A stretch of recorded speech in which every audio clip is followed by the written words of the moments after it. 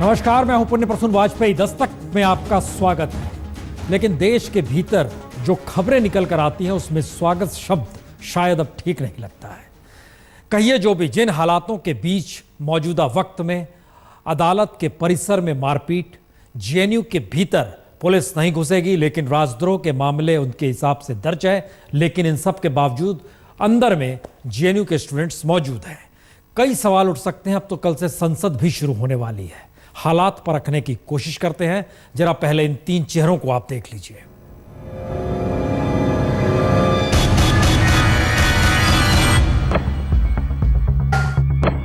Court के भीतर में मारपीट जो की गई वह भी कन्हैया को लेकर, और जिस तरीके से पत्रकारों को धुना गया, जिस तरीके से जो आपने दृश्य देखे थे कैमरे पर, उसमें यह सवाल बार बार था कि दरअसल हाथापाई अपनों के बीच हो रही है, या फिर जो नारे देशद्रोह के खिलाफ लगा रहे थे उनको लेकर हो रही है, या फिर इन सब के बीच एक सवाल हर जहन में कि क्या इस मौजूदा वक्त में खुद ही न्याय करने का चलन आन पड़ा है। आइए आज जरा इसे भी टटोलेंगे और देश के हालात में भी, क्योंकि हिंदुस्तान की झांकी कोई बहुत अच्छी नहीं है। और हिंदुस्तान की झांकी के बीच में सबसे पहले एडवोकेट चौहान, सुनिए क्या कह रहे हैं। ये कोई दिक्कत नहीं, 3 घंटे मारा है, 3 घंटे। आपको? उसको? किसको? पत्रकार को? हाँ। कन्हैया को? मैं बोल भारत माता की जय। हाँ। बोला उसने? बोला मैं छोड़ू नहीं, निकलने देता बस। उसने बोला भारत माता की जय? बुलवाया 3 घंटे का हिसाब कर दिया पैंट। पुलिस भी तो आपके साथ, मतलब हम तो देख रहे पुलिस ने साथ दिया है, ऐसा नहीं है कि पुलिस अलग हो हम लोगों से। तो हिंदुस्तानी होगा तो साथ देगा। बिल्कुल। कुछ बेचारे सिपाही खड़े हुए थे, वो उसके थे सीआरपी वाले। सर गुड सर, मैं आ जाना सर, वर्दी गुड। तो वकील साथ नहीं दिया आपका? सारे वकील साथ हैं भाई, कोई बात नहीं। वो जुड़ जाते हैं बाद में, कोर्ट में वकील नहीं है, वो मतलब वकील है वहाँ पे आधे चालान वाले हैं। हाँ, चालान ही काटते हैं। बम मार रहा था, नहीं होते बाहर से द्वार का से कोई नहीं, कितने लोग कल लगे हैं, चले जाते आए कल क्या बुलाया।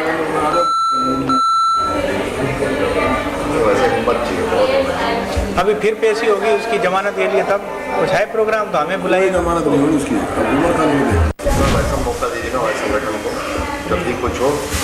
इसको खालिद को कुछ और करना है, क्या बड़ा करना है। बताओ मुझे, हम लोग सोच चीजें करने से, लेकिन वैसा प्लान वे में होना चाहिए। जितना ज़्यादा बुद्धिराम बोस भगत सिंह 30 साल के भी नहीं थे। नहीं, ये आप अगर प्लान के साथ करते तो ज़्यादा अच्छा रहता। ये अच्छा हुआ, हमारे वकीलों को इतना लगा, अकेले वकील नेता ही गए, अकेला गया थोड़ा, और अकेले क्या कहते हैं। मुश्किल हालात हैं, बहुत मुश्किल हालात हैं, स्थितियां बिगड़ रही है, या फिर इन सब के बीच लग ऐसा रहा है कि दरअसल ये एक नए तरीके का सिस्टम है जिसमें न्याय हम खुद करेंगे, यह सोच भी आन पड़ी है। मसला इतना ही नहीं है, पत्रकारों को भी पीटा गया और पत्रकारों से कहा गया आप भी वंदे मातरम के नारे लगाइए। कौन कह रहा था ये? सुनिए जरा, यशपाल, यह भी एडवोकेट। पुलिस वहाँ लगभग होंगे 1000 से ऊपर थे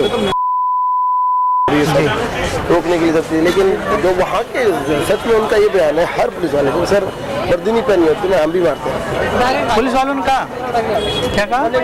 वर्दी पहन रखी है सर, मजबूरी है, ड्यूटी करनी है, रोजगार चलाने का, हम भी मारते हैं। आपसे बात पहले से हो गई थी पुलिस वालों? नहीं थी, हमने बाद में किया, जो कर रहे हो ठीक कर रहे हो, लेकिन हमें अपनी ड्यूटी करनी है, हमें कन्हैया को सुरक्षित पहुँचाना है।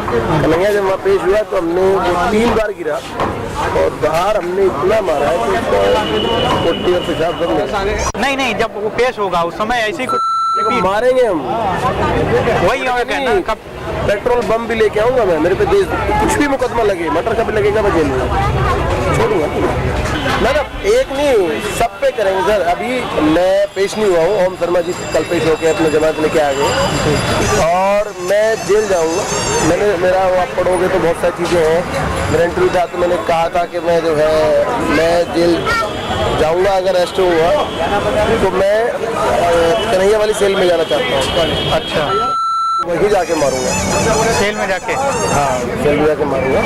तो इसलिए वो चल रहा है और मोस्ट प्रोबेबली मैं बोल नहीं करूँगा, मैं 1 दिन के लिए जेल जाऊँगा। उसके लिए मैं आपको बताऊंगा, काला कोट पहन के मैं कहूँगा अपने 20 आदमी को ना मारना, हम साथ रहेंगे, क्या टेंशन है। ठीक है, काला कोट पहन के ना, व्हाइट शर्ट ब्लैक पैंट। ठीक है सर, हाँ तो है हमारे पास। हाँ बस, अरे है नहीं, खरीद लेना। तो ये चीज़ थी, हमने सरकार भी मारे, जेएनयू के प्रोफेसर भी मारे, सब मारे। भाई देश में रहोगे, देश की बात करनी चाहिए, हमें इतना पता। तो ये था इसी। नहीं, अच्छा काम। उसके बाद कन्हैया आया, कन्हैया को चूंकि, और सच बताओ इंटरव्यू में पुलिस हमें फुल सपोर्ट कर रही है। हिंदुस्तान की ये झांकियां हैं, ये देश जा किधर रहा है, किस रूप में जा रहा है, और इन सब के बीच सरकार के सामने चुनौतियां हर मुद्दे को लेकर सामने खड़ी है। आइए जरा रिपोर्ट देखते हैं इसके आगे की स्थिति। तो क्या कल से शुरू होने वाला बजट सत्र प्रधानमंत्री नरेंद्र मोदी की सरकार के लिए अब तक की सबसे बड़ी चुनौती है?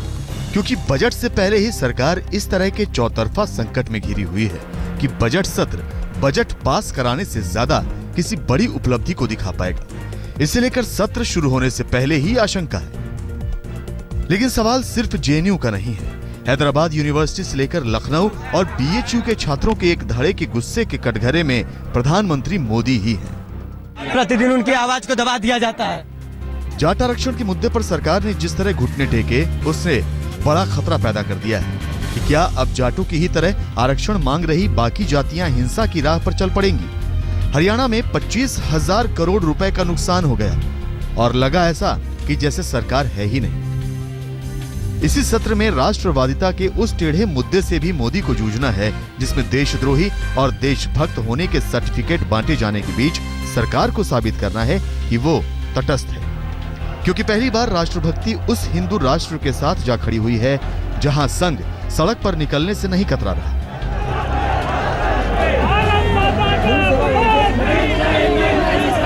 अगर अफजल को फांसी होती है और वहाँ जेएनयू में नारे लगते हैं तो ये गलत बात है। इस चीज का हम विरोध करते हैं। संकट पाकिस्तान को लेकर भी है क्योंकि पठानकोट हमले के बाद से आज तक पाकिस्तान ने जांच को लेकर कोई सार्थक पहल की नहीं और प्रधानमंत्री नरेंद्र मोदी के फिर न्यूयॉर्क में नवाज शरीफ से मिलने की अटकलें।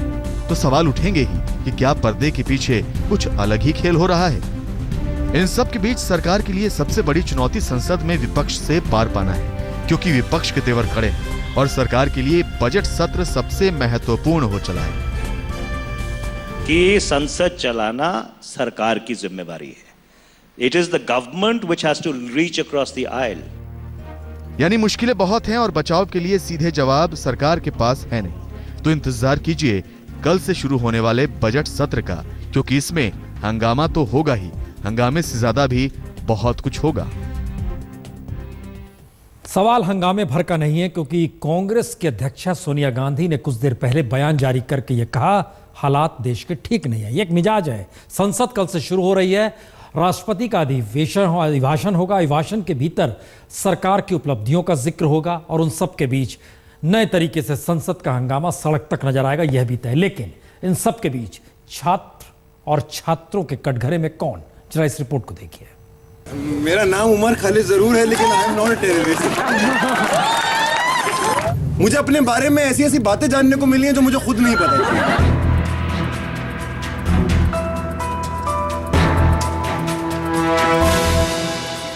करीब 22 घंटे से उमर खालिद साथियों समेत जेएनयू में है। विश्वविद्यालय की नहीं, इस देश भर के हर विश्वविद्यालय की लड़ाई है। उमर खालिद पर अगर राष्ट्रद्रोह का मुकदमा है तो फिर कौन सी परेशानी है जो दिल्ली पुलिस को भीतर जाकर उसे गिरफ्तार करने से रोक रही है? क्या कोई सरकारी आदेश है या प्रशासनिक विफलता या फिर पुलिस ही छात्रों के साथ कोई सौदेबाजी कर रही है?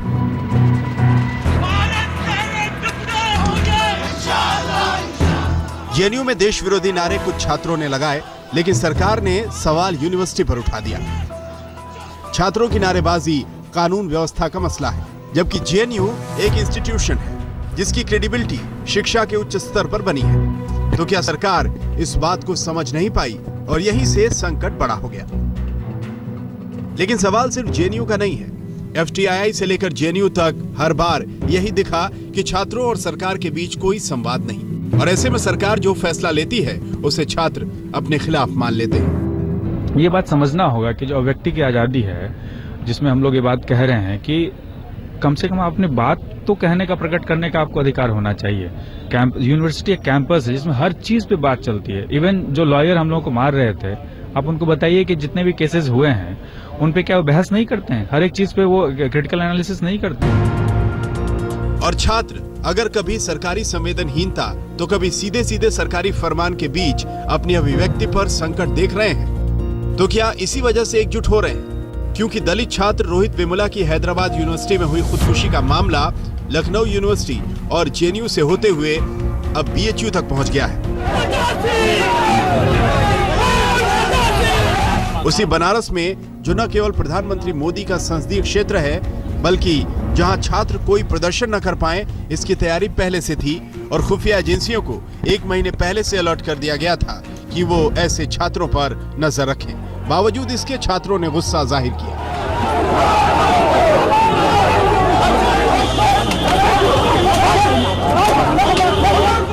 तो क्या प्रधानमंत्री नरेंद्र मोदी का छात्रों के बीच ऑरा खत्म हो रहा है? क्योंकि अगर लखनऊ से लेकर बीएचयू तक में उनके खिलाफ नारे लग जाएं, तो ये सवाल उठता ही है। चुनाव से पहले माना यही जा रहा था कि छात्रों के बीच विकास पुरुष के रूप में मोदी ही सबसे ज्यादा लोकप्रिय है।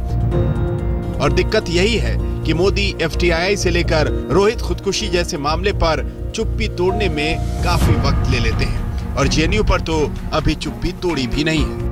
देखिए, प्रधानमंत्री के लेवल पे जब तक पूरी जानकारियां नहीं पहुंचती हैं, जब तक डिटेल्स नहीं होती है, वो बहुत कोई जल्दबाजी में बयान दें, वो देश हित में भी नहीं है।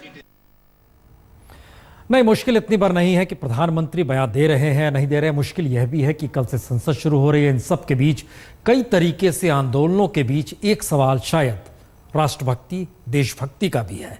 और देशभक्ति को लेकर परिभाषाएं जो आंदोलन है उससे इस रूप में टकरा रहे हैं कि एक तरफ मरते हुए सैनिक ना मरे इस दिशा में नहीं, बल्कि सैनिक शहीद हो रहे हैं। वो शहीद सैनिकों को लेकर एक नए तरीके की सोच भी इस देश के भीतर इस रूप में आ रही है, जिसमें लग ऐसा रहा है कि अगर राष्ट्रवाद आप में है तो ऐसे मौके पर खामोश रहिए, सवालों को खड़ा मत कीजिए, क्योंकि सीमा और सरहद पर सैनिक शहीद हो रहे हैं। ना शहीद हो इस पर कोई नहीं कह रहा।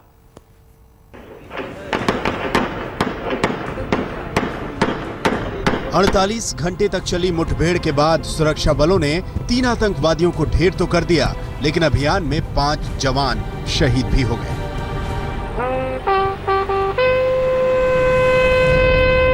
जवानों के घर मातम है और आतंकियों से लोहा लेने वाले घर के बहादुर सदस्य की वीरता पर गर्व भी।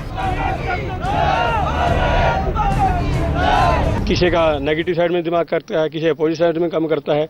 तो हम तो ये चाहते हैं पॉजिटिव में अपना देश की सेवा के लिए अपना जो कोई भी काम करो, चाहे किसी फील्ड में हो, पॉजिटिव साइड में काम करना। वही जो प्रदीप की जो हमने न्यूज़ पढ़ी थी, कैप्टन प्रदीप डेथ हुई थी, उस दिन में बड़ा दुखी रहा कि कितने बच्चे देश के शहीद होंगे और कितने हमारे सियासतदान कब ये इसका कोई फैसला करेंगे।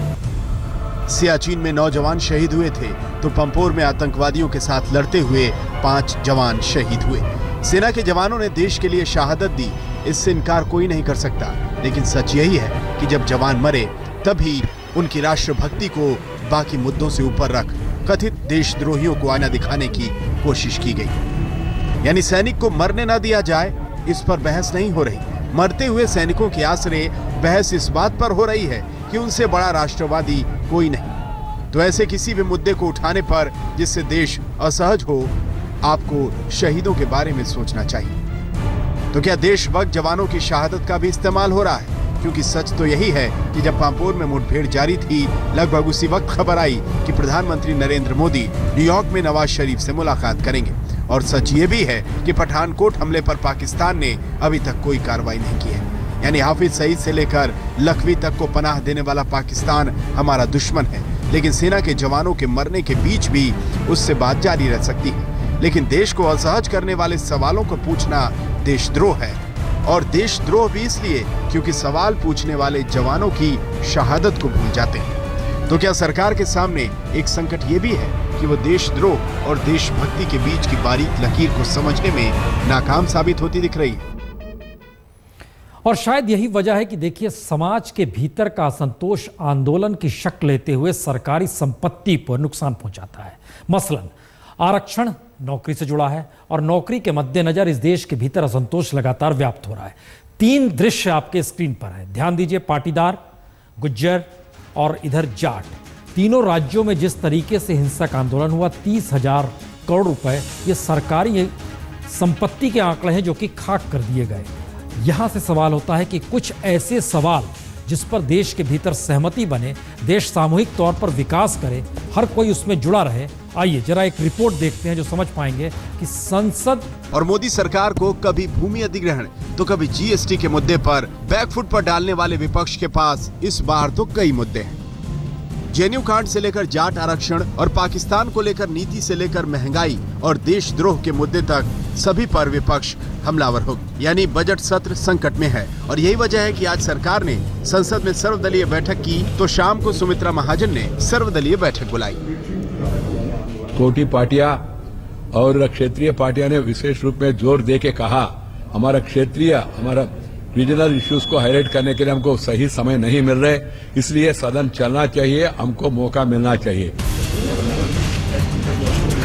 लेकिन सवाल सर्वदलीय बैठक का नहीं, बजट सत्र के सुचारू रूप से चलने का है और ऐसा लग नहीं रहा। यानी हंगामा होगा ही और हंगामे के बीच रोहित वेमुला से लेकर जेएनयू मुद्दे पर बात होगी और बजट सत्र में दिलचस्पी हाशिए पर चली जाएगी।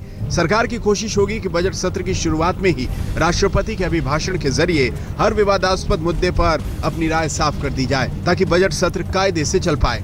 इस अभिभाषण में राष्ट्रपति सरकार की उपलब्धियां बताएंगे तो यही कहेंगे कि केंद्र राज्यों को आगे बढ़कर देश के विकास में जुटना चाहिए। लेकिन सरकार की दिक्कत यही है कि सरकार की उपलब्धियों को विपक्ष मानेगी नहीं और फेडरल स्ट्रक्चर न मानने को लेकर सरकार को घेरेगी।